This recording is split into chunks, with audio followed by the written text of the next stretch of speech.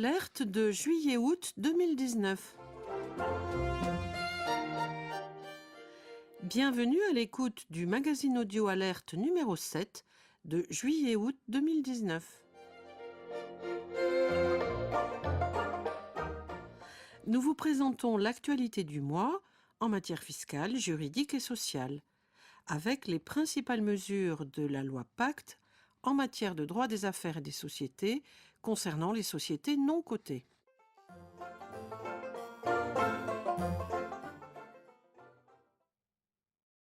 Voici l'actualité fiscale à retenir. Détournement de fonds. En cas de détournement de fonds commis au détriment d'une société, les pertes qui en résultent sont en principe déductibles des résultats de la société. Il en va ainsi en particulier lorsque ces détournements ont été commis par des tiers. En revanche, ne sont pas déductibles les détournements commis par les dirigeants, mandataires sociaux ou associés, ainsi que ceux commis par un salarié de la société, qui ont pour origine, directe ou indirecte, le comportement délibéré des dirigeants, mandataires sociaux ou associés, ou leur carence manifeste dans l'organisation de la société et la mise en œuvre des dispositifs de contrôle contraires à l'intérêt de la société.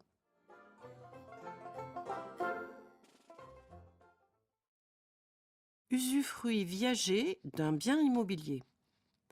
Le Conseil d'État reconnaît de manière inédite le caractère amortissable du droit d'usufruit viager d'un bien immobilier dès lors qu'il est possible de déterminer le terme de ses effets bénéfiques sur l'exploitation de loueurs en meublé en se référant aux statistiques en matière d'espérance de vie fixées par l'INSEE.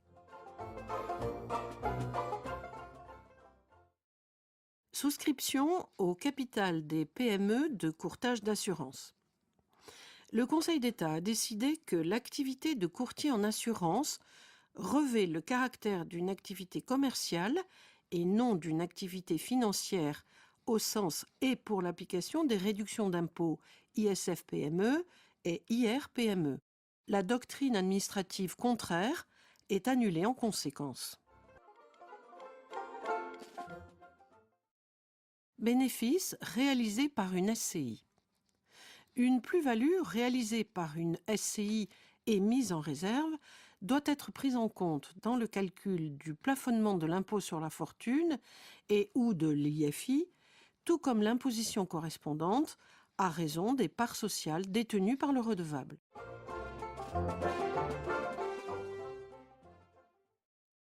Droit à l'erreur, ouverture du site oops.gouv.fr.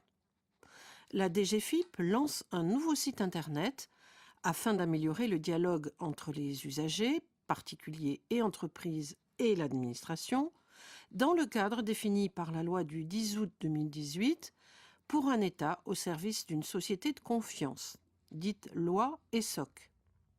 Ce site, www.oops.gouv.fr, propose aux particuliers et aux entreprises une liste des erreurs les plus fréquemment rencontrées par l'administration et les moyens d'y remédier.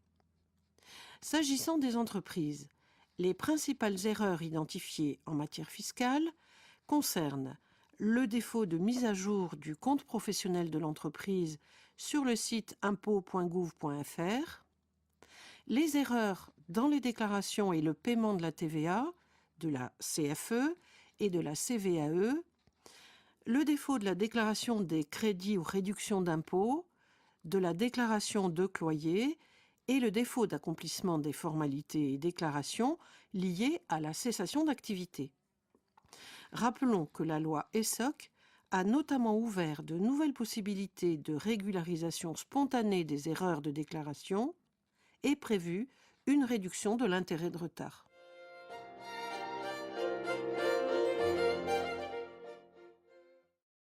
Passons maintenant en revue les principales dispositions de la loi Pacte en matière de droit des affaires et des sociétés, les mesures fiscales et sociales de cette importante loi vous ayant été présentées dans le magazine de juin 2019.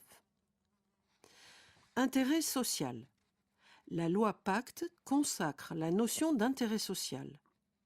Toute société doit être gérée dans son intérêt social et en prenant en considération les enjeux sociaux et environnementaux de son activité. À noter que la méconnaissance des enjeux sociaux et environnementaux n'est pas sanctionnée par un régime spécifique de responsabilité extra-contractuelle du dirigeant.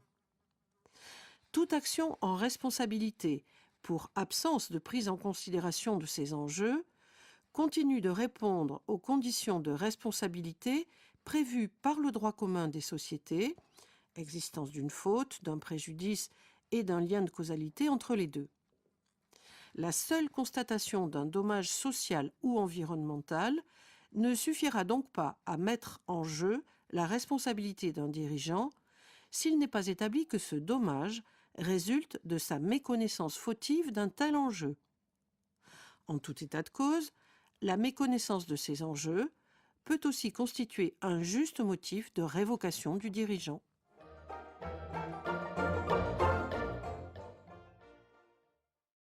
Raison d'être des sociétés. La loi Pacte ouvre la possibilité aux associés qui le souhaitent de préciser la raison d'être de la société dans les statuts. Ces principes dont la société se dote et pour le respect desquels elle entend affecter des moyens dans la réalisation de son activité se distinguent de l'objet social en ce qu'ils ne recouvrent pas la nature de l'activité de la société.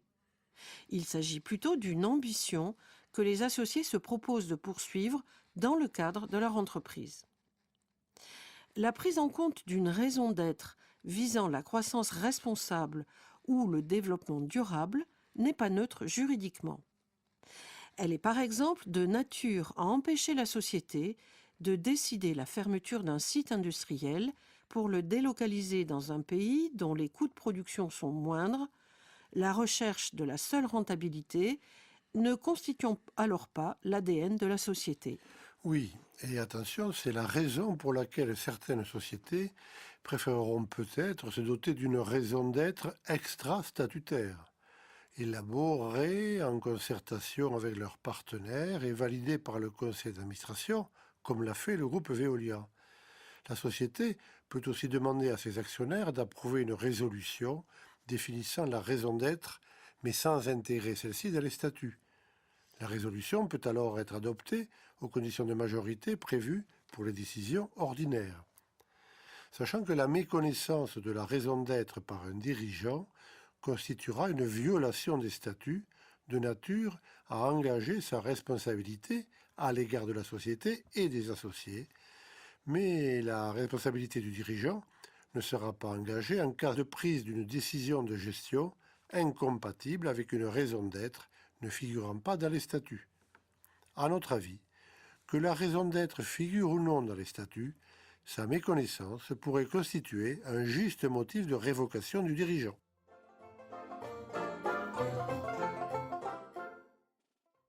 Société à mission, une nouveauté à connaître.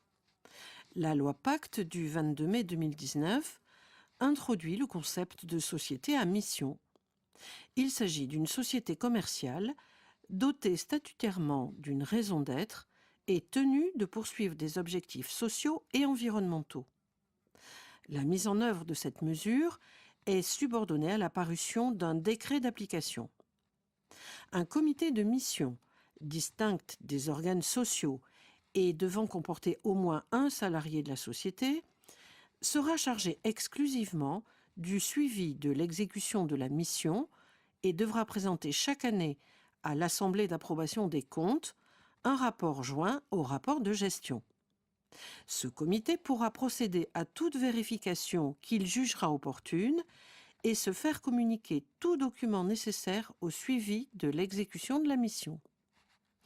Dans les sociétés employant moins de 50 salariés permanents au cours de l'exercice, les statuts pourront prévoir qu'un référent de mission se substituera au comité de mission.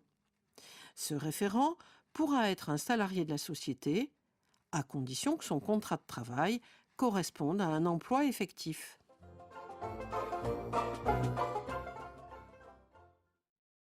Commissariat aux comptes, seuil de désignation. La loi Pacte du 22 mai 2019 a profondément remanié les modalités de contrôle des sociétés commerciales par un commissaire aux comptes, notamment en relevant et en harmonisant les seuils de désignation des CAC des sociétés commerciales. Un décret du 24 mai 2019 a fixé les nouveaux seuils de l'audit légal obligatoire des sociétés commerciales. Sans surprise, il reprend les seuils retenus par la directive comptable de 2013 pour la définition des petites entreprises. Désormais, la désignation d'un CAC n'est obligatoire que si la société dépasse, à la date de clôture d'un exercice, 2 des 3 critères suivants. 4 millions d'euros de total de bilan, 8 millions d'euros de chiffre d'affaires hors taxe, un nombre moyen de 50 salariés au cours de l'exercice. Les sociétés contrôlées directement ou indirectement doivent elles aussi désigner un commissaire aux comptes lorsqu'elles dépassent 2 des 3 seuils suivants: total du bilan de 4 millions d'euros, montant hors taxe du chiffre d'affaires de 2 millions d'euros, nombre moyen de salariés employés au cours de l'exercice de 25. Un même CAC pourra être nommé dans la société contrôlante et dans la société contrôlée. De manière générale, la société n'est plus tenue de désigner un CAC dès lors qu'elle n'a pas dépassé les chiffres fixés pour 2 de ces 3 critères pendant les 2 exercices précédant l'expiration du mandat du CAC. Le commissaire aux comptes est également obligatoire pour les entités d'intérêt public, EPI, et les sociétés mères dépassant avec l'ensemble de leurs filiales 2 des 3 seuils précités. À noter que ces nouveaux seuils d'intervention obligatoire d'un CAC s'appliquent à compter du premier exercice clos postérieurement à la publication du décret, c'est-à-dire au premier exercice clos à compter du 26 mai 2019. Pour les sociétés qui clôturent au 31 décembre 2019, le premier exercice concerné sera donc l'exercice 2019. En principe, les mandats en cours sont maintenus jusqu'à leur terme. Cependant, les sociétés ne dépassant pas pour le dernier exercice clos avant le 27 mai 2019, date d'entrée en vigueur du décret, les seuils imposant la désignation d'un CAC, peuvent, en accord avec leur CAC, choisir que ce dernier exécute son mandat jusqu'à son terme selon les modalités de l'audit légal petites entreprises.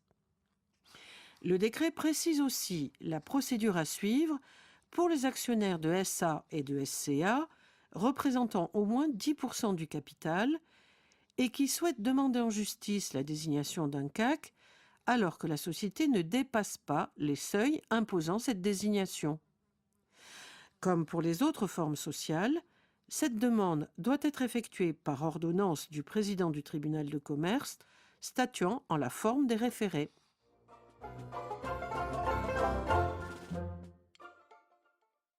Création d'un audit légal petites entreprises. Les sociétés désignant volontairement un CAC, en dehors de toute obligation légale, pourront décider d'opter pour un audit allégé, dit audit légal petites entreprises, audit légal PE. De même, la loi Pacte stipule que certaines sociétés, tenues de désigner un CAC, pourront choisir soit une certification classique de leur compte, soit cet audit allégé. Sont concernées les sociétés suivantes. Sociétés à la tête d'un petit groupe, hors groupe consolidé et EIP, tenues de désigner un CAC dès lors que l'ensemble qu'elles forment avec les sociétés qu'elles contrôlent dépasse les seuils rappelés tout à l'heure. Et société contrôlée par une société est tenue de désigner un CAC si elle dépasse au cours d'un exercice les seuils énoncés par le décret. Dans le cas de l'audit allégé, les CAC seront nommés pour un mandat de 3 exercices et ils devront établir 2 rapports. Le rapport sur les comptes annuels et, ce qui est nouveau, un rapport à destination des dirigeants identifiant les risques financiers, comptables et de gestion auxquels est exposée la société. Si ce rapport est établi pour une société à la tête d'un petit groupe, il devra couvrir l'ensemble des sociétés du groupe. En revanche, le CAC sera notamment dispensé de la réalisation des rapports suivants. Rapport sur les conventions réglementées dans les SARL, SAS, SA et SCA. Rapport en vue de régulariser une convention réglementée non régulièrement autorisée dans les SA et les SCA. Il convient, à notre avis, dans une telle situation, que le dirigeant de la société établisse lui-même ses rapports comme si la société n'était pas dotée de CAC. Le CAC en audit allégé sera aussi dispensé des diligences suivantes. Convocation de l'Assemblée générale en cas de carence des dirigeants dans les SA, les SCA et les SARL, et convocation de l'Assemblée générale de SARL afin de remplacer le gérant unique décédé. En cas de capitaux propres devenus inférieurs à la moitié du capital d'une SARL, convocation de l'Assemblée générale des associés destinée à réduire le capital et certification des rémunérations versées aux personnes les mieux rémunérées.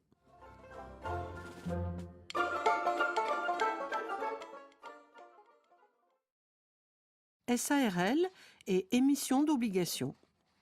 La loi Pacte modifie le Code de commerce pour permettre aux SARL ayant désigné un commissaire aux comptes d'émettre des obligations.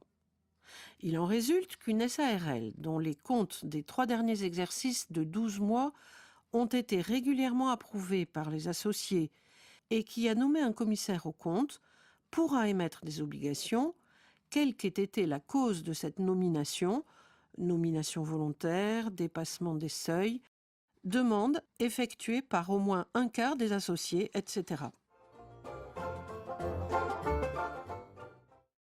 Évolution du domaine d'intervention des commissaires aux comptes. La loi Pacte a adopté des mesures afin de limiter l'incidence du relèvement des seuils de désignation obligatoires des CAC sur l'activité économique de cette profession. Outre la création de l'audit légal PE, elle permet au CAC de réaliser des services non-audit. Possibilité pour les CAC d'exercer une activité commerciale dans 2 cas. Exercice d'activité commerciale accessoire à la profession d'expert comptable, dans le respect des règles de déontologie et d'indépendance des CAC. Exercice d'activité commerciale accessoire par une société pluriprofessionnelle d'exercice. Ainsi, un CAC pourra désormais constituer une société avec un avocat, un commissaire-priseur judiciaire, un huissier de justice, un notaire, un administrateur judiciaire, un mandataire judiciaire, un conseil en propriété industrielle ou un expert comptable et proposer à ses clients des prestations communes. Possibilité pour les CAC de fournir des services autres que la certification des comptes pourront par exemple être confiées au CAC des missions telles que l'attestation RSE, des attestations cyber-risque, des attestations de conformité fiscale ou encore des consultations ou des formations sur des sujets en lien avec les comptes ou l'information financière, le cyber-risque ou le RSE.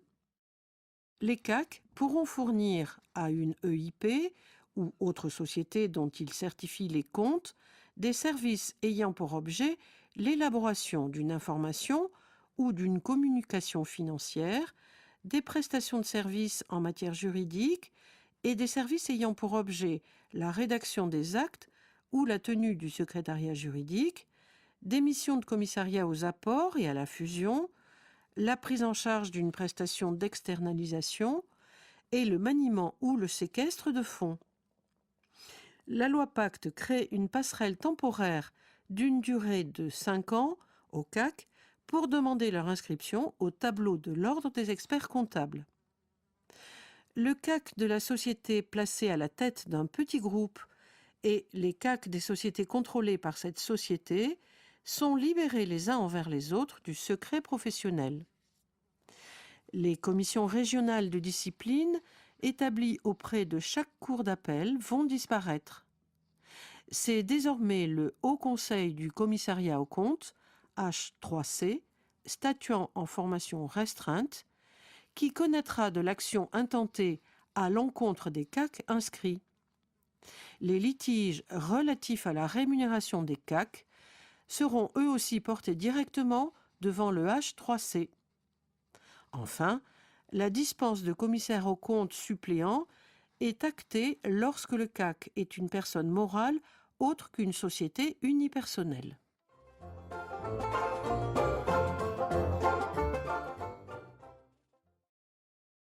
Relations entre les experts comptables et leurs clients. La loi Pacte privilégie la recherche d'une plus grande efficacité dans la relation entre l'expert comptable et son client. Par exemple, payer les dettes de ses clients et recouvrer leurs créances, ou encore fournir aux clients des attestations portant sur des matières diverses.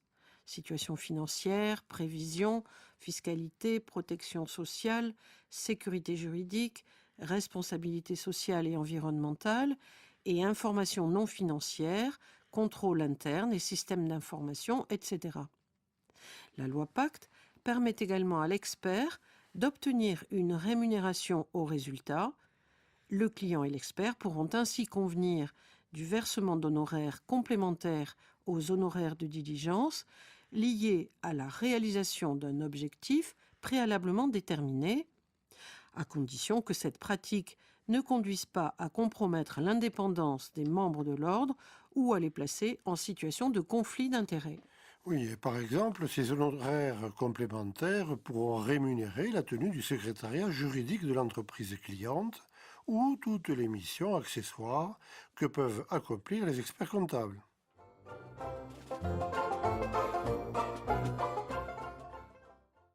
Conventions réglementées dans les SA. La loi Pacte ajuste la procédure de contrôle des conventions conclues entre une société anonyme ou une société en commandite par action et certains de ses mandataires sociaux ou actionnaires pour adapter le droit français à la directive européenne de mai 2017. L'information sur les conventions du Conseil incombe désormais non seulement à la personne directement intéressée, mais aussi à celle qui l'est indirectement. En outre, si elle est administrateur ou membre du conseil de surveillance, cette personne ne pourra prendre part ni au vote du conseil ni aux délibérations. Lors du vote en Assemblée générale sur l'approbation de ces conventions, les actions de l'intéressé, s'il est actionnaire, sont comptabilisées pour le calcul du quorum. Dans les SA ou les SCA non dotés d'un commissaire aux comptes, il incombe désormais au président du conseil d'administration d'établir le rapport spécial à l'Assemblée générale sur les conventions réglementées, ainsi que le rapport spécial visant à couvrir la nullité en cas de défaut d'approbation préalable.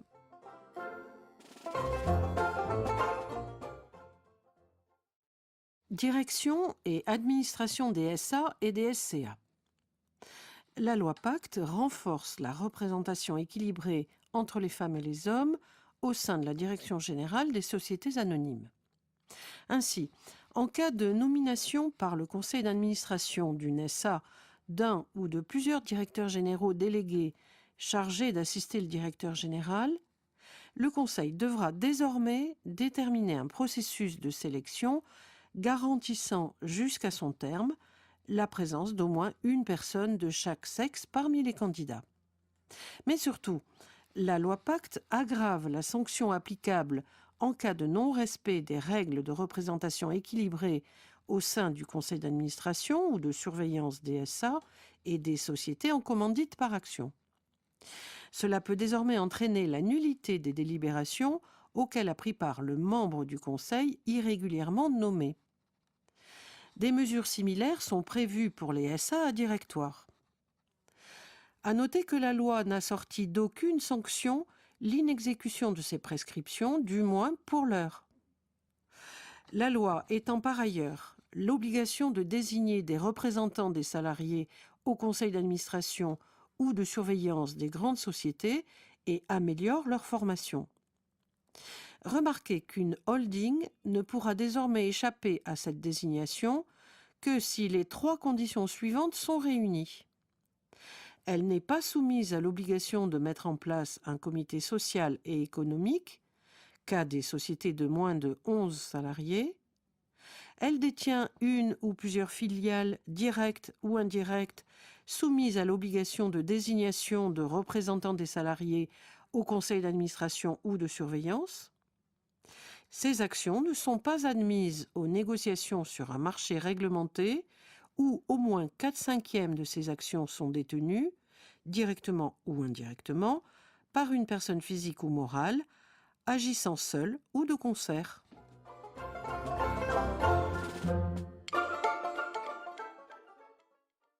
Partage des plus-values de cession de titres avec les salariés. La loi Pacte introduit dans le Code de commerce un mécanisme contractuel original. L'engagement pris par un associé cédant ses titres de partager avec les salariés de la société dont les titres sont cédés une partie de la plus-value de cession. L'originalité du mécanisme tient à ce que l'engagement de partage sera constaté dans un contrat conclu non pas entre le détenteur de titres et les salariés concernés, mais entre les détenteurs et la société dont les titres sont cédés, celle-ci s'engageant à transférer ensuite aux salariés concernés le montant résultant de l'engagement de partage. La signature du contrat de partage est soumise à la condition de l'existence préalable d'un plan d'épargne entreprise dans la société dont les titres sont cédés et les sommes réparties sont plafonnées à 10% du montant de la plus-value. Et bien entendu, le cédant ne sera pas soumis à l'impôt sur le revenu sur la part des plus-values rétrocédées aux salariés. En pratique, le cédant déduira cette part du montant des plus-values taxables.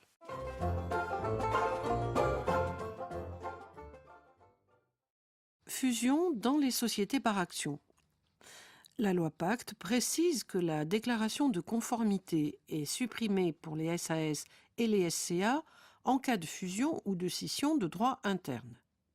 Les SAS et les SCA participant à une fusion ou à une scission transfrontalière demeurent soumises à l'obligation de déposer une déclaration de conformité. Par ailleurs, les associés d'une société par action absorbante pourront désormais déléguer à leurs organes de gestion la décision de fusionner.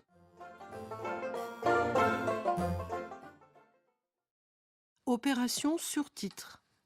5 dispositions de la loi Pacte sont à signaler. Les actions de préférence émises par une société non cotée peuvent désormais être rachetées par la société émettrice à l'initiative de l'actionnaire. Le nombre total d'actions que les sociétés anonymes, les SAS et les sociétés en commandite par action peuvent attribuer gratuitement ne peut pas excéder 10% du capital social à la date de la décision de leur attribution, 15% dans les sociétés dont les titres ne sont pas cotés. Ces pourcentages sont portés à 30% lorsque l'attribution bénéficie à l'ensemble des membres du personnel salarié de la société. La loi Pacte exclut de ces pourcentages les actions n'ayant pas été définitivement attribuées au terme de leur période d'acquisition et celles qui ne sont plus soumises à l'obligation de conservation. Les SAS ayant recours au financement participatif peuvent maintenant émettre des actions à droit de vote multiple. La loi Pacte autorise toute société par action simplifiée à adresser une offre de titres financiers à ses dirigeants ou salariés, même anciens, et à ceux d'une société qui lui serait liée. Les bons de souscription de parts de créateurs d'entreprises, BSPCE, pourront désormais être attribués aux administrateurs, aux membres du conseil de surveillance et, dans les SAS, aux membres de tout organe statutaire équivalent.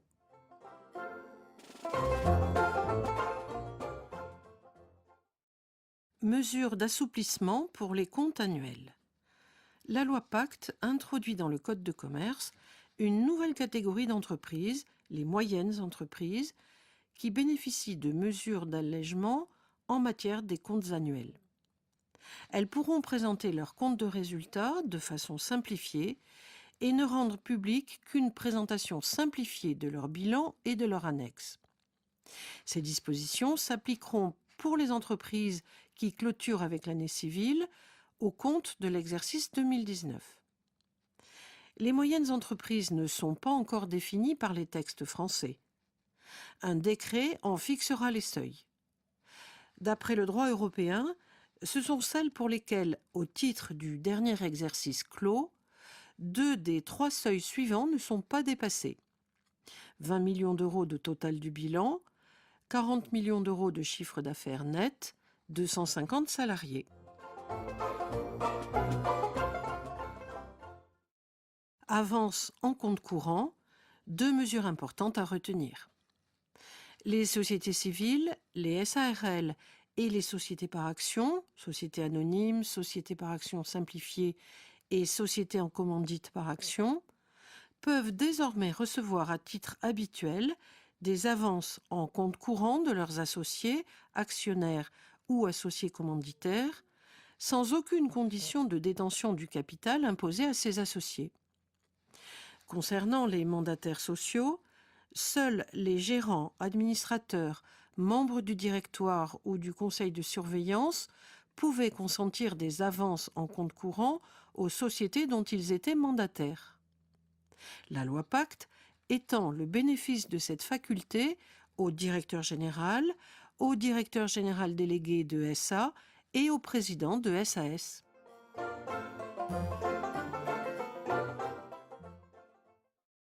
Extension du domaine du crédit entre entreprises.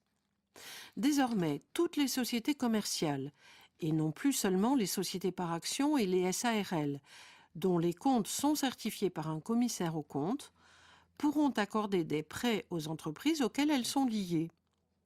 Elles le pourront également si elles ont désigné volontairement un commissaire aux comptes. À noter que la durée maximale de ces prêts est portée à 3 ans au lieu de 2 ans auparavant.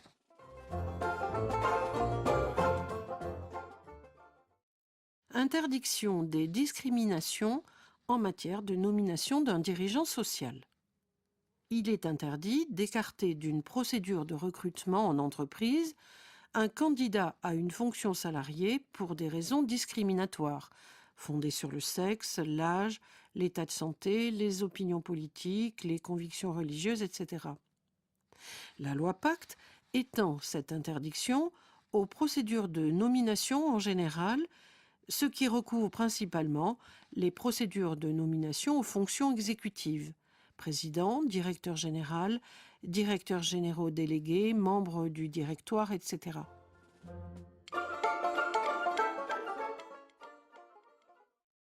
Communication des rémunérations. L'obligation de communiquer les rémunérations versées aux 10 ou 5 personnes les mieux rémunérées s'applique aux sociétés dès 250 salariés à compter du 1er janvier 2020. L'effectif salarié annuel de l'employeur correspond à la moyenne du nombre de personnes employées au cours de chacun des mois de l'année civile précédente. Jetons de présence. La terminologie jeton de présence est remplacée par rémunération pour mettre fin à la représentation populaire que l'on peut avoir de l'administrateur de société anonyme se contentant de siéger au conseil d'administration de plusieurs sociétés pour percevoir des jetons de présence. La loi Pacte supprime ces termes des textes où ils apparaissent ou bien les remplace par le terme rémunération quand cela s'avère nécessaire. Retraite chapeau. La loi Pacte autorise le gouvernement à prendre par voie d'ordonnance des mesures visant à modifier le cadre juridique des régimes de retraite supplémentaires à prestations définies, dites retraite chapeau. L'ordonnance à venir pourrait fixer des plafonds d'acquisition et définir les modalités selon lesquelles le bénéfice des droits pourrait être subordonné au respect de conditions de performance individuelles ou à la mise en place d'un dispositif bénéficiant à l'ensemble des salariés. Les régimes fiscaux et sociaux feraient également l'objet d'adaptations. À suivre. Protection du conjoint du chef d'entreprise. La loi Pacte prévoit que le chef d'entreprise aura l'obligation de déclarer le statut de son conjoint exerçant une activité professionnelle régulière dans l'entreprise. À défaut, le conjoint sera réputé avoir choisi le statut de conjoint salarié. À signaler qu'à compter du 1er janvier 2020, le conjoint ou le partenaire pacsé du chef d'entreprise qui travaille dans la SARL ou la CELARL familiale pourra opter pour le statut de conjoint collaborateur, même si l'effectif de la société excède 20 salariés. Les conditions d'application des nouvelles mesures seront précisées par décret. Statut de l'EIRL. Comme le statut de l'entreprise individuelle à responsabilité limitée, l'EIRL, a été peu adopté par les entrepreneurs individuels, la loi Pacte tente de le rendre plus attrayant. Ainsi, l'entrepreneur devra déclarer s'il choisit d'exercer son activité sous le statut de IRL ou sous celui d'entrepreneur individuel. L'obligation d'exercer cette option conduira l'entrepreneur à choisir ou écarter volontairement le statut de l'EIRL. Les entrepreneurs pourront choisir d'exercer leur activité sous le statut de l'EIRL, même avec un patrimoine affecté sans valeur. Ils n'auront plus besoin de faire évaluer par un expert les biens affectés d'une valeur supérieure à 30 000 euros. Enfin, pour favoriser le rebond de l'entrepreneur dont le patrimoine affecté fait l'objet d'une procédure collective, la loi nouvelle revoit le dispositif des sanctions.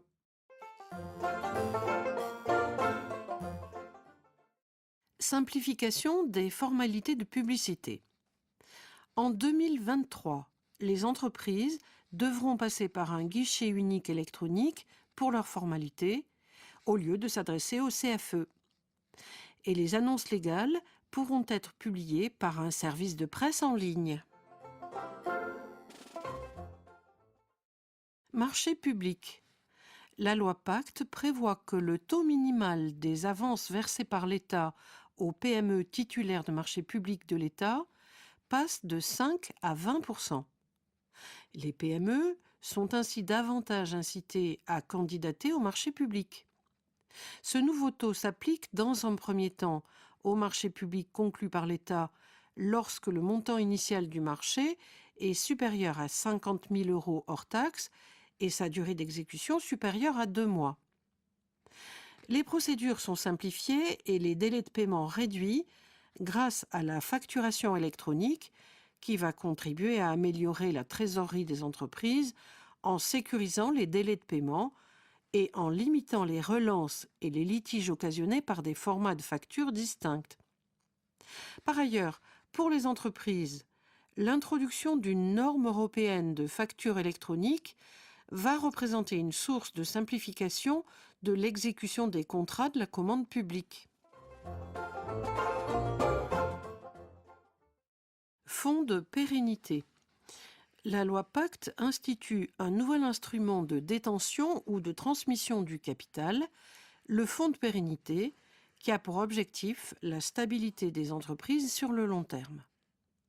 Il s'agit de permettre la poursuite du développement économique d'une ou de plusieurs sociétés commerciales dont les parts ou actions sont apportées à titre gratuit et irrévocable au fonds et dont celui-ci devient l'actionnaire inamovible, les titres transférés étant en principe inaliénables. Le fonds devra établir chaque année des comptes comprenant au moins un bilan et un compte de résultat. Ces comptes devront être publiés dans les 6 mois de la clôture de l'exercice. Le fonds devra nommer au moins un commissaire aux comptes pour certifier les comptes annuels si le montant total de ses ressources dépasse 10 000 euros à la clôture du dernier exercice. Dans ce nouveau dispositif intéressant, les apports de titres réalisés par les fondateurs d'un fonds de pérennité bénéficient de l'exonération partielle à hauteur de 75% de leur valeur dans les conditions du pacte Dutreil, ce qui permet de réduire les droits dus lors de la transmission par succession ou par donation de la société.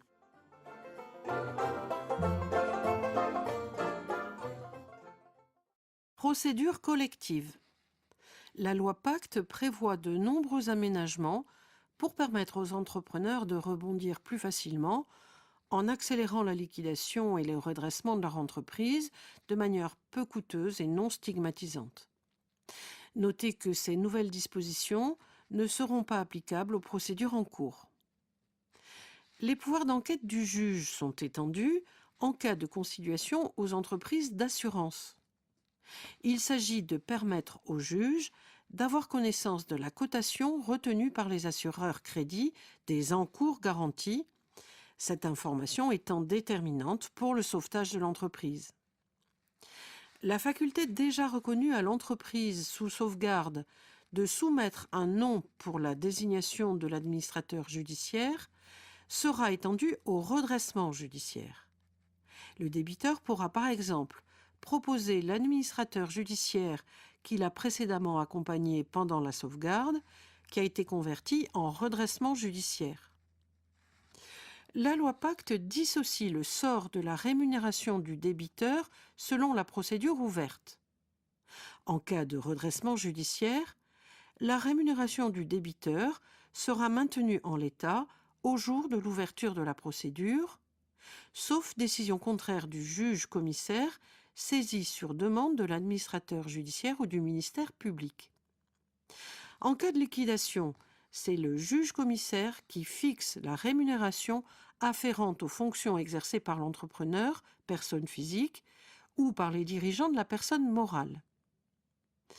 La faculté ouverte au débiteur ou aux dirigeants de la personne morale faisant l'objet de la procédure de demander des subsides en l'absence de rémunération est maintenue dans les deux procédures. Soulignons qu'aucun encadrement de la rémunération n'est prévu en cas de sauvegarde, que ce soit par les textes actuels ou par la loi Pacte. La clause d'un bail commercial rendant l'acquéreur du bail garant avec le cédant des loyers déjà dus sera inapplicable en cas de cession du bail dans le cadre d'un plan de cession.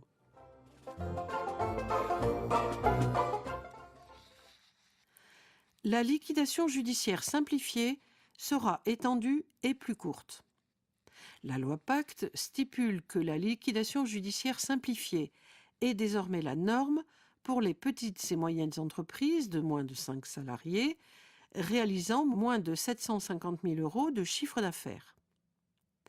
Par ailleurs, la loi Pacte essaye encore d'accélérer le déroulement de la liquidation judiciaire simplifiée.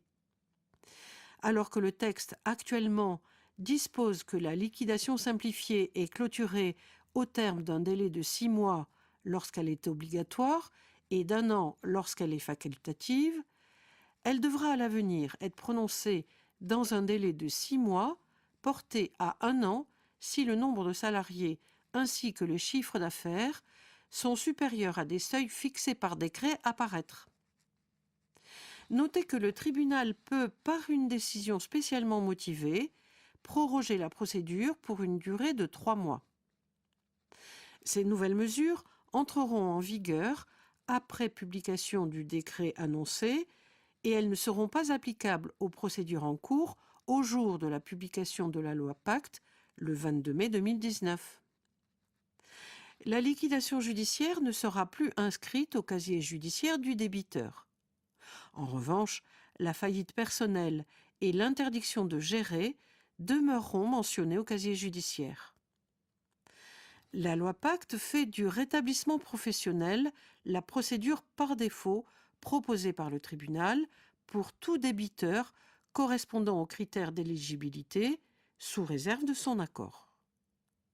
Pour cela, il n'appartient plus au débiteur qui demande l'ouverture d'une liquidation judiciaire d'en solliciter le bénéfice à titre subsidiaire.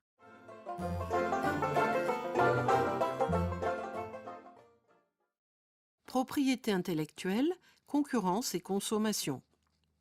Le pouvoir de contrôle de l'INPI sur les demandes de brevets est étendu et une procédure administrative d'opposition au brevet devant l'INPI est créée.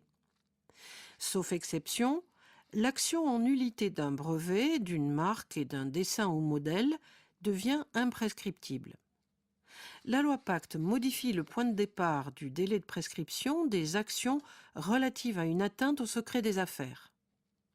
Désormais, la prescription court à compter de la date à laquelle le détenteur légitime du secret a connu ou aurait dû connaître le dernier fait qui est la cause de cette atteinte. Pour la recherche des pratiques anticoncurrentielles, les enquêteurs pourront obtenir la communication des données de connexion, les FADET.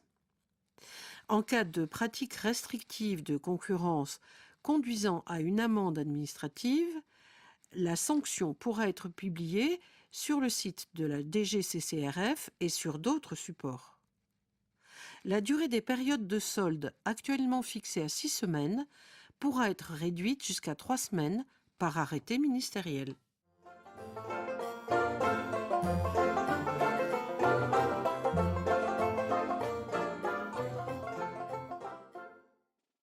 Voici maintenant l'actualité sociale. Incompatibilité des régimes de forfait jour et du temps partiel.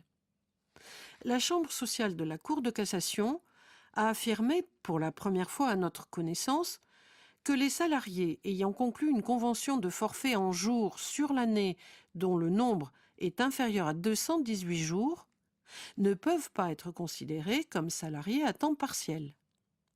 Dès lors, le salarié qui a conclu une convention de forfait annuel de 131 jours ne peut pas prétendre à la requalification de son contrat de travail en contrat à temps plein en se prévalant de la méconnaissance des règles relatives aux mentions du contrat à temps partiel. Partie variable d'un salaire. Une rémunération variable ne peut être valablement convenue entre l'employeur et son salarié que si la variation envisagée repose sur des éléments objectifs, indépendants de la seule volonté de l'employeur, si elle ne fait pas peser sur le salarié le risque de l'entreprise et si son application respecte les salaires minima légaux et conventionnels. Du coup, la rémunération variable ne peut pas être calculée sur les honoraires retenus par la direction générale à laquelle est rattaché le salarié, si l'évaluation du montant des honoraires demandés au client dépend dans ce cas de la seule volonté de l'employeur.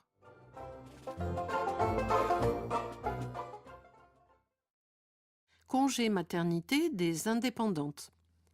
Un décret du 27 mai 2019 a augmenté la durée maximale de versement des indemnités journalières de maternité des travailleuses indépendantes pour la porter au même niveau que celle des salariés et des exploitants agricoles, soit 112 jours.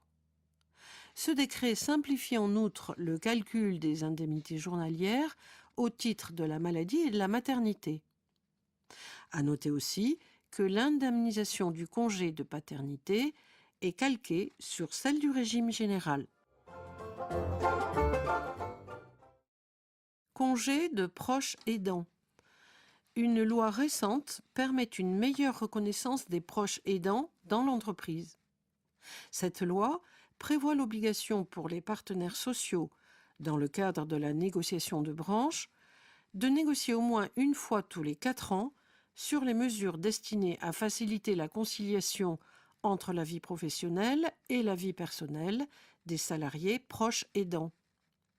Le proche aidant peut désormais bénéficier d'une priorité d'accès à la formation dans le cadre du compte personnel de formation. Enfin, la loi ouvre la possibilité d'identifier le proche aidant ainsi que la personne aidée au sein du dossier médical partagé.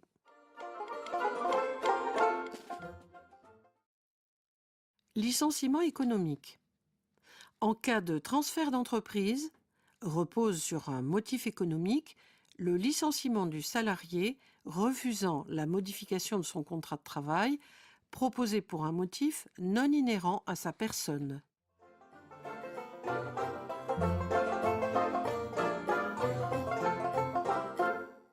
Au terme de ce magazine, nous vous remercions de votre attention, vous souhaitons de bonnes vacances et vous disons à bientôt.